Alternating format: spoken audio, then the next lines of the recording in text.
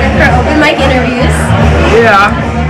Okay, so what inspired you to start a career in music? Great question. I've been into music since childhood.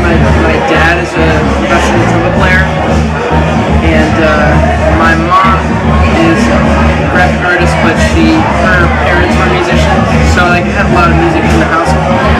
I never really knew it was something you would choose to do with a career until I started getting closer to college, and I was like playing music all the time. I was also a big athlete, but I was like, am I gonna be able to do this in college? Yeah. And someone was like, well, you have to kind of go to music school. And I was like, oh my gosh, I gotta go to music school then, you know? Yeah. And so I went to music school, and that I guess at some point, in high school, late high school, I went like, oh, I gotta do this at least for college. Yeah. And without really even thinking about it, halfway through college, I was in a band touring, and then like that's what I do. You know what I mean? Yeah. It's all stemmed from that initial whenever it happened as a child, just getting into it, and then finding out that I didn't want to do anything else really. You know what I mean? Yeah. Okay, so how many instruments do you play? I play drums, bass, and guitar. A lot of people blow that up with that proportion. Yeah. I really only play 3 instruments. I don't play piano very well. I'd like to play piano well. But my first instrument was drums, so that's kind of like my foundation. But then I started studying guitar and writing on guitar. So I like doing that when I'm singing my own songs. But when I record, I might record drums or bass or guitar.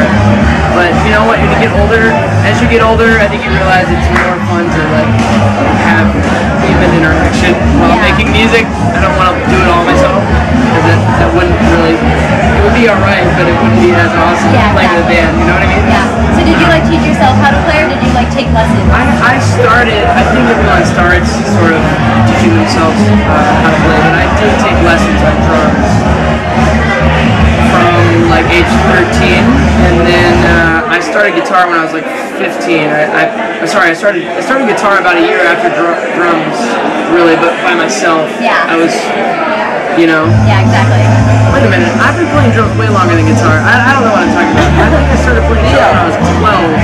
Do you accept PayPal? Yeah, is somebody trying to do a Square purchase? Yeah, do you have it? I do have it, but It's yours. Dude, thanks, man. Can you tell them, if you don't mind, tell them that I'm doing an interview and I need like. But it's possible? Yeah, if they can hang for like 10 minutes, I'll make it happen. Okay. Okay, so Did I even answer the question? yeah. Okay, I did. Okay, Yeah. okay. Great. Okay, so what was the first song that you ever learned how to play on guitar? That is a great question. And I can tell you the answer. I heard it through the grapevine. And it was the Creedence Clearwater Revival version. And I was in the wrong key. And I just went, no, Yeah. So that was it. Okay, so what was the first song that you ever wrote? The first song I ever wrote, it's like I wrote it in my head and I told it to a friend and sang it to him, and then I was embarrassed and I recorded it. I think it might have even been a rip-off of a song on the radio that was like, a pop tune in the 90s. I grew up in the 90s, and 2000s, but like a lot of the early music I listened to was 90s rock, so I'm like, Alanis Morissette, I love Alanis Morissette, all that stuff, but so I don't even remember the name of it, because I never recorded it. I think my friend made fun of me for singing it to him, so that one's gone. That was the first song I ever wrote. It was like some longing about like we'll go across the sea together, me and my romantic person who I don't even know. Yeah, I was like, I'm like 10, dude. I don't have a girlfriend, Okay, so what's your favorite line in any song that you've written and why? You got some good questions. Oh man. I'm gonna have to think about that one. Can I answer that with a diversion? Okay, I try to have moments in each song, and I can't tell whether to look at you or or you, or you. You know what I mean? There's 3 people involved here. Do whatever you feel comfortable. Okay, I'll go. I think when I'm performing my music, I've noticed, like tonight for example, I notice like when I'm playing, I'm like, oh, that's a good line. I like that line, you know, because when you're writing a song, you're gonna write into it, and then sometimes you find that after getting in the zone and finding out what you're trying to say, you might have like a good first verse, and then something in the second verse, you're like, wow, that one line is like the golden nugget of awesome, you know? Exactly. And it's not like you're gonna rewrite the whole tune. Sometimes you might change something else, but it's like it can't all be that awesome unless it's like Outkast or something hip hop that's like just boom boom boom boom, like every line is like wow or something. I love Outkast, so that's it. But yeah, so I guess I can't think of like one particular. You know, I thought to myself tonight in Country Backroads, the song, it's a pretty abstract song in a way, because I'm talking about driving, and I say 23 is the time to be, spend the rest on chocolate treats, and that might be it, because I was talking about like if we could just make it past this age. We're all so crazy right now. This is like a disaster. But maybe it's just a product of our age, you know, like 23 is the time to be. And then it was like spend the rest of your 20s on chocolates at a really nice chocolate shop. That's what that lyric is about. So that I like that one. It's very like, huh?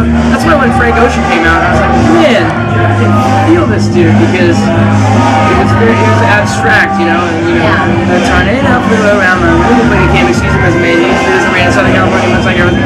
Actually, that one makes more sense with the second verse with the beach house you can sell, and I don't know, it's like, what are you talking about? But I feel it, you know what I mean? Exactly. Anyway, long-winded is my middle name. Okay, so are you working on another album? Yes, I've been writing a lot of music in the last year. I've done a lot of production work for various artists, and so that's where the majority of my time has gone. But I've actually grown a lot as an artist through doing all that work for him. So I've got a lot of music in the works. So I am making another album, and I don't know when it's going to be out, because I do need to tie up all the loose ends with all the projects that I'm committed to at the moment. Okay, so what's your favorite song to play live, and what are your favorite songs to open and close with? I like opening with this new song that I wrote called Pop Song. It's like you can get the chorus, the crowd to sing along like you all did beautifully. It's a really fun song. I liked it. You know, but it also kind of feels like a closer. It's like bang, it's like this big ending, and it's like, all right, sing along, everyone. It's kind of fun to open the show with that, because it sort of feels like the show, so it takes the edge off a little bit. I think that's my favorite opener right now, and I like closing with Brooklyn because it's fun.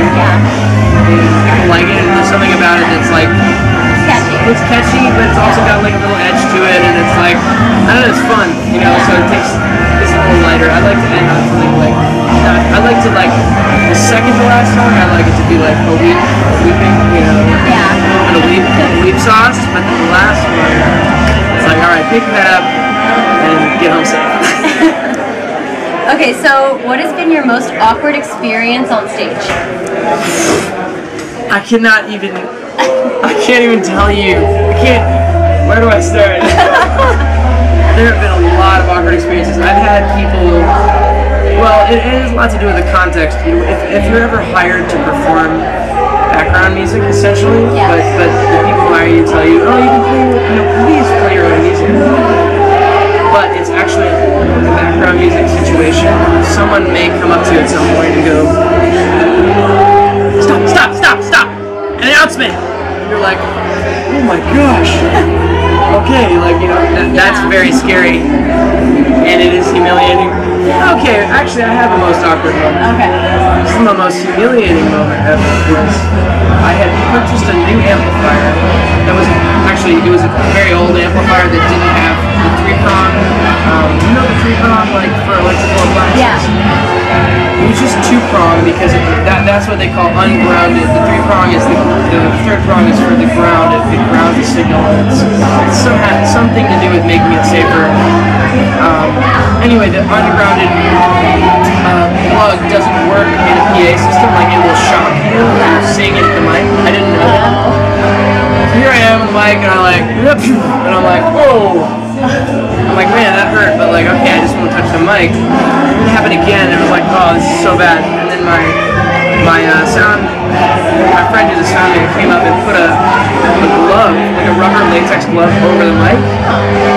And it was like, oh, cool, now I can sing it, it doesn't hurt me, right? Yeah.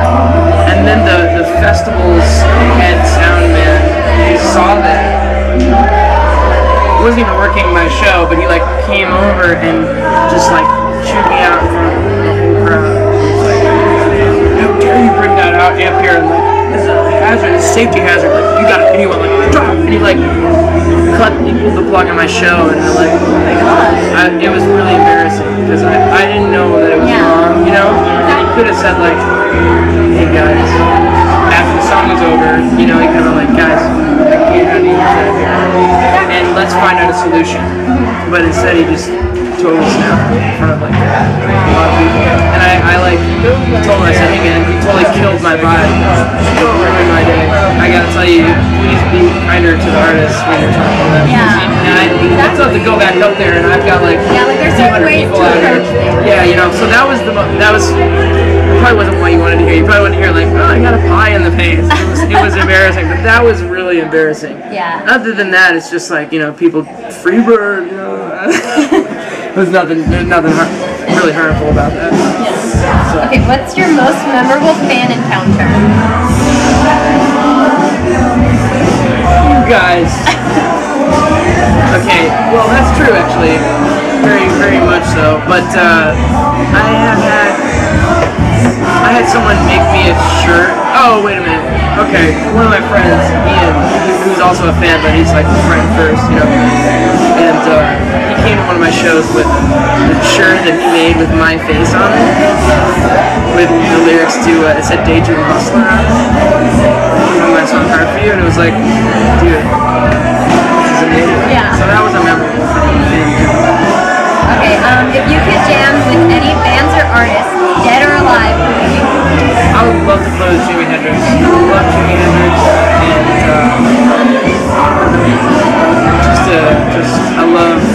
I love the Beatles. I would love to play with John Lennon, Jimi Hendrix, Paul McCartney. I love to play with Bill Withers.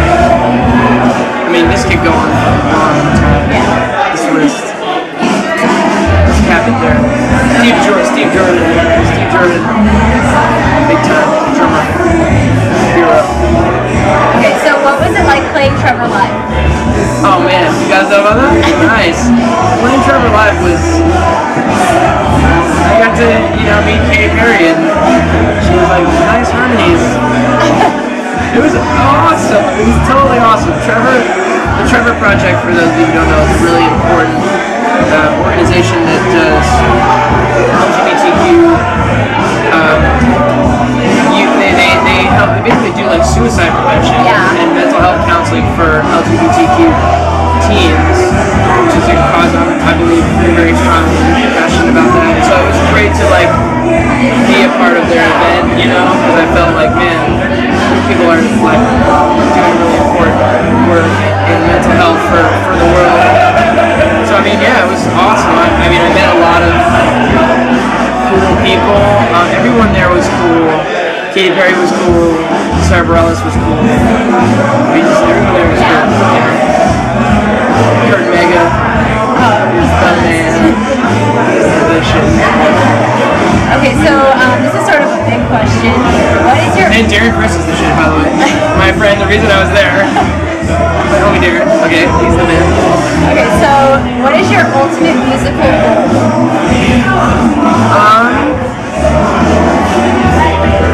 You know, I think just specifically music career type.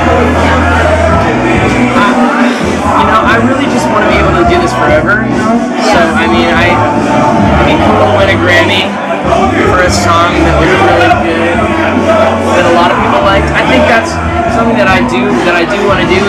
want to communicate with music, and I would love to reach a lot of people with something I've done, whether it was a Theo Katzman song or some song for someone else. For example, do you know who Dan Wilson is? He wrote this song. He was the lead singer of Semi Song. He had a song that was like, "Closing Time, turn all the lights out." It was in the 90s, a hit in the 90s. I know who I want to take me home. Oh, I think I've heard that. That song, right? Yeah.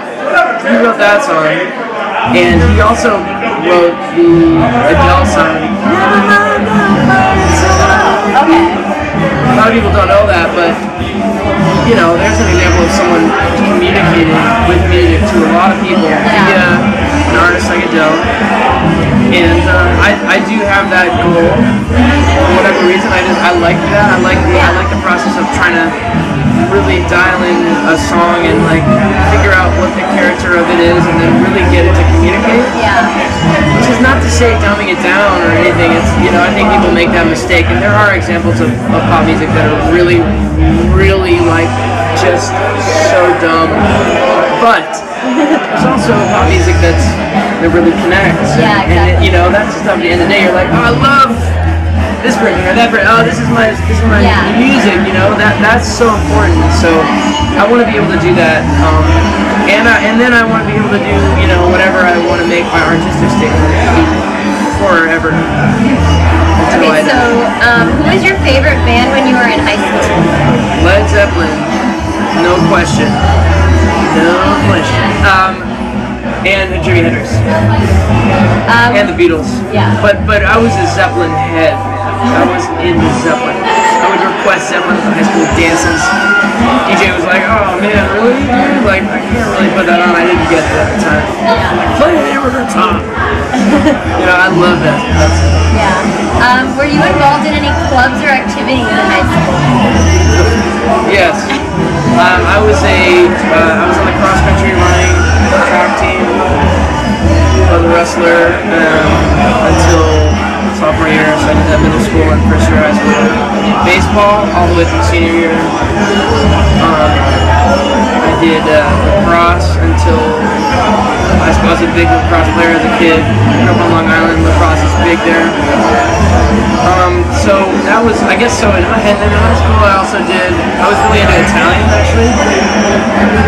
Ho studiato italiano per 4 anni, which I love, and I need to practice it again because I lost a lot of that. Yeah. I was involved in that. Yeah, I think that's it. Okay. Oh, wait a minute, and all the like jazz band and marching band, drumline. I did drumline. That was really cool. Okay, so what's your guilty pleasure? Musically? Just or in anything? general. I don't feel guilty about any of it. I love Katy Perry's music. Some people are like, Katy Perry's my guilty pleasure. I'm like, guilty? Last night out of the car.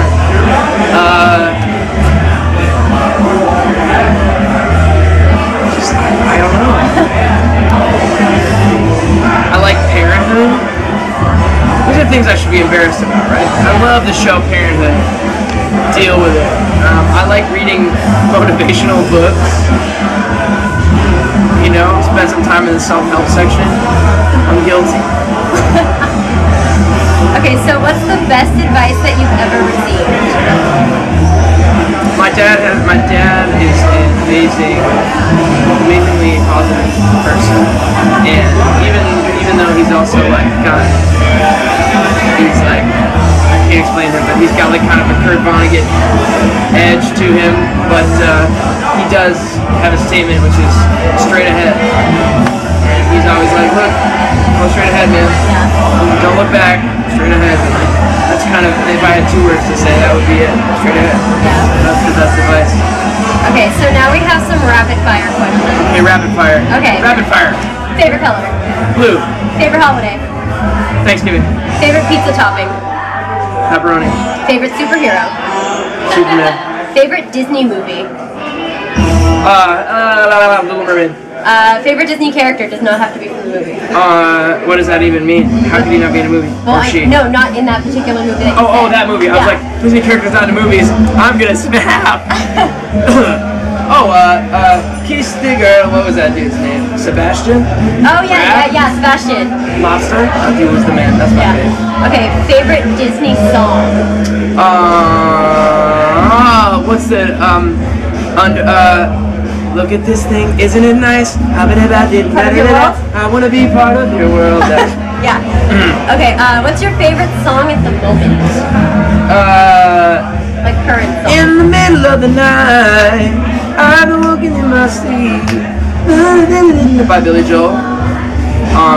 Actually, either that or We Didn't Start the Fire. I'm on a huge Billy Joel kick right now. Okay. What's your favorite song of all time? I cannot answer that one, unfortunately. It would be something by Joni Mitchell, but there's a lot of I can't even. Yeah. There's so many, but there's. Yeah, it's a question I wouldn't be It's able to like a answer. question either. I would answer in a series of lists. I would have a lot of I'd have a bunch of lists. I'd be like, these are the categories, these are the potentials. Yeah. And if I could pick 10 in each, then we'd have like 100 Okay. Favorite boy band. of all time. Yeah. Actually, I think I liked Backstreet Boys the best, but I love JT, so it makes me feel like maybe NSYNC. But I feel like I like Backstreet Boys better. Yeah. Okay, we'll go with that. Okay. Favorite ice cream flavor. Mint chocolate cookie by Ben & Jerry's, or the salty cracked caramel at Ample Hill in Brooklyn. Hashtag insider.